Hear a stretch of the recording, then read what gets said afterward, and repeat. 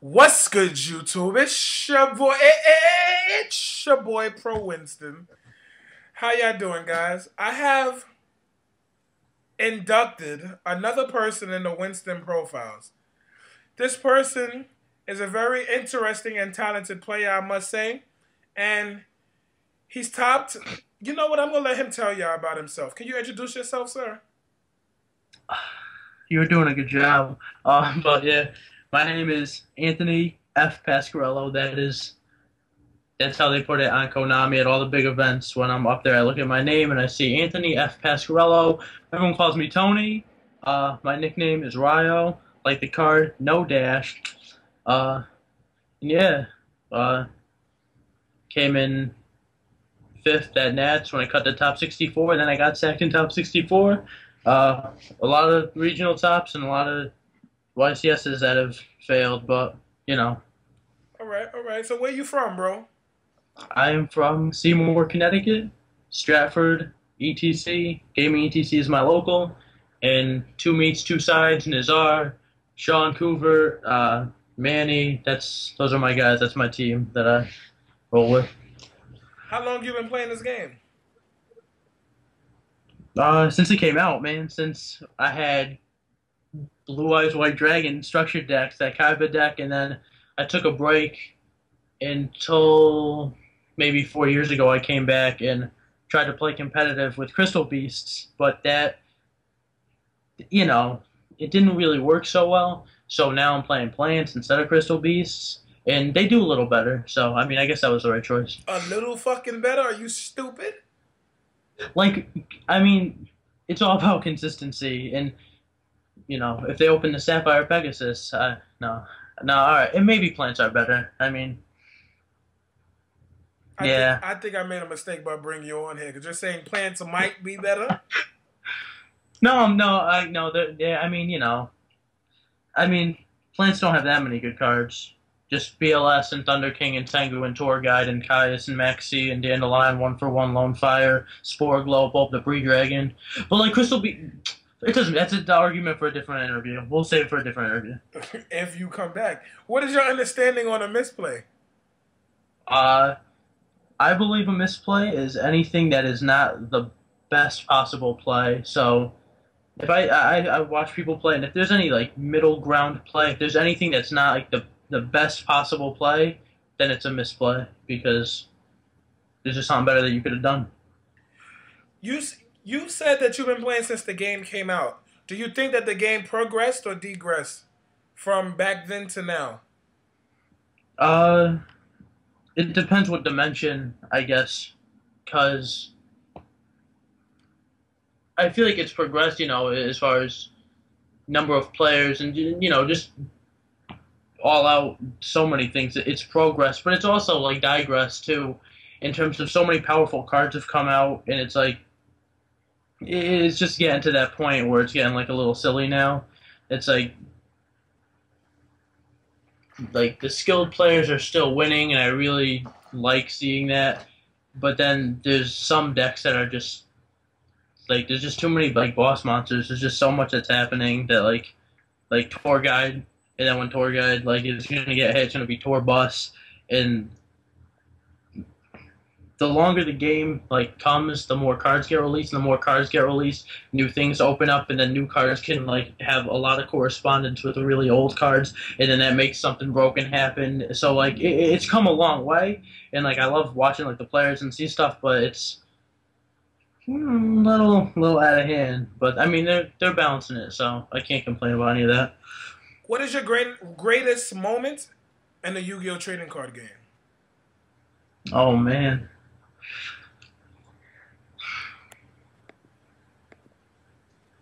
I mean, I topped my first local a couple days ago, so that was pretty important. But no, I don't know. That first regional top was pretty big. That was in Teledad format. 7 Teledad players top, and I was playing Lightsworn.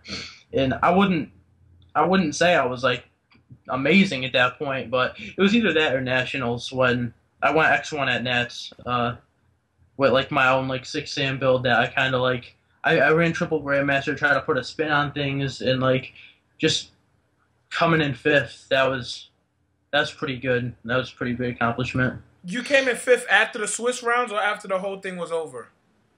After the Swiss rounds, and then in top 64, I went into time, and I don't know if you want me to get into how time played out, but on his turn, he topped and set a monster in which I drew and had my Grandmaster, my Kaigeki, my Thunder King, which I attacked. And the card that he top decked was a Tengu, which was convenient. So then Thunder King ran over the other one, Kaigeki banged out. I passed. He drew and set another back row. The other two, I read that they weren't anything. They were turned out to be Dust Tornado and Royal Oppression. So when I drew, I was going to overextend had I topped anything, and it was a D-Fissure, so that was to no avail. So I went attack for game, and the top deck card was Book of Moon, so I couldn't do enough life on him. So 2 turns in a row, he drew a Tengu and a Book of Moon, and that's what knocked me out of Nationals. But, I mean, it happens, you know? Like, if you draw good, you can't complain, right? That is indeed true, sir. Would you rather play a deck that everyone plays in a format, all the known players play? Or would you play a deck that only you play, and why? I would just play whatever I think is the best, and that's not to hop on the bandwagon. That's just you always want to put yourself in the best possible position to win. So if there's a deck that's doing okay, and there's like a deck that's better than the deck that's doing okay, you should just go with the best deck. Even like if you know how to play the okay deck, like a good player should know how to play every deck. You should know the inside and out to play with and against every single good deck. So if you know that one deck's better than the other one, you should be able to play both of them. That's a cute face. You should be able to play both of them, and I would just play the best possible deck. That's why I'm playing Plants right now. Like Rabbit's a good deck. I know how to play Rabbit, but I won't play Rabbit because I'm playing Plants. I think Plants are better. There's a lot of good decks out right now, but what are the top decks to you if you believe that there's a lot of good decks out right now? Right now, definitely Plants, Agents, Dark Worlds, Rabbit. Those would be the top 4. But there's other decks that are trying to work around. There's always like the hero stuff that I don't really like too much. There's the Glads there's always Glad players. I don't like Glads too much. And then TGs are doing good. But these are all like side deckable stuff. Like I think Plants have the best side deck because Agents you can't get rid of all your light monsters, and then you know this Max C for Plants, but Plants you side out all your Plants, you know, and now the Max C isn't doing too much. And TG's Thunder King, D Prison, just there's so much stuff to get around them too. It's like the side deck is like just important or even more important than the main deck is. If Can I take this off, by the way? Am I allowed to? You can, but as long as that shirt don't have a popular store on it, for copyright reasons. But I guess since I can see your hat, then you might as well. Go ahead. No. Rules is rules. We'll leave it on. If you had to name one player you admire, who would it be and why? Gooch. No, I love Gooch. Damn. I'm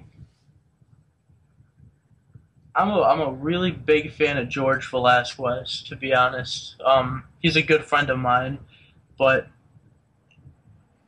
he's that kid, man. Like him and like Nazar and just like everybody on my team plays so well and they think everything out. And but really George was on my team for a little bit, and you know like stuff happened and he did his own thing, but he's still a really good friend of mine. And just every time I watch him play, every time I like go to any event with him, he's always up there. He makes sure he tops every event. And like I don't think he gets enough credit, and that kind of bothers me a little bit because he's like one of the best players. And like there's other good players I respect too. I like Jeff Jones a lot. I like Frazier a lot. I was just talking to him a couple of days ago. Like these are like all the Yu-Gi-Oh players are so cool, but if I had to pick my favorite, it'd probably be George. All right. Well, what type of advice can you give all the players like myself and other players from around the world who strive to be better, who strive to get that nationals top? What can you advise? What type of advice can you give us to make it so that we can go on with the dream? You just gotta take your time and follow your plays through. You gotta really think about what you're doing and not get discouraged because it's like I've topped a number of regionals, and I'm 4 regionals deep in this format, and I've dropped out of 2, 34th one of them, and 32nd one of them. And when I say I top, I don't mean top 32. That's not a top to me. A top is top 8, and I can't even get my invite right now. I'm slacking. So, like, I know that I'm going to go to a regional, and I'm going to go XO, X1. I'm going to, top 8, and I'm going to be good, but if I like let myself get into a slump, then it becomes a mind game, and then I start, getting discouraged. And I think that happens to everybody. So you just got to remember, don't kick yourself just because stuff happens. You could play perfectly, and people will just open better. People will just right off the top, top deck BLS or something, knock you out of the tournament. So it's just stupid stuff like that you can't let get to you. You just got to keep playing and just make sure you're playing good all the time. Playing well all the time, rather. Hmm? You said playing good, so I just corrected you. You're playing well. Yeah, I am playing well. Thank you. Fuck you. All right, I have another question for you. You said you rap. Can you like spit something for us? Oh goodness, you didn't tell me before you're gonna make me do this, but I could, yeah. First check out my Facebook page, Anthony Ryle Pascariello. Links below. And, Links below. And youtube.com/CFX Xtone. Check it out. ReverbNation/Ryle. That's my new website. You can download all this stuff. But there's a song called You're Mine. My boy paired out that work. But yeah, I'll spit for you guys up before I get in all the babble. About 2 years back, I remember it thoroughly. I worried if you were gonna be mine. I couldn't decide, but free time was the time to sit back and rewind. You told me we'd be fine. I believed you, girl. You had a confidence that I just couldn't see through, cause she knew if we blew this reboot, we'd both go underwater like seafood. Hold on.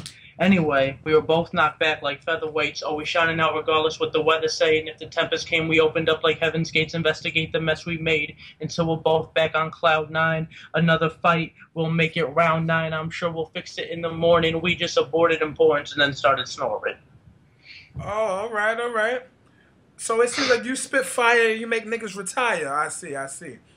I certainly do. All right, all right, all right. Well, I guess I'm gonna have to battle you because I do some rap, but I'm more of a singer. I'm more of an R&B singer, but you can't ask me to sing on my own show. So you already know if it's not pro, it got to go deuces.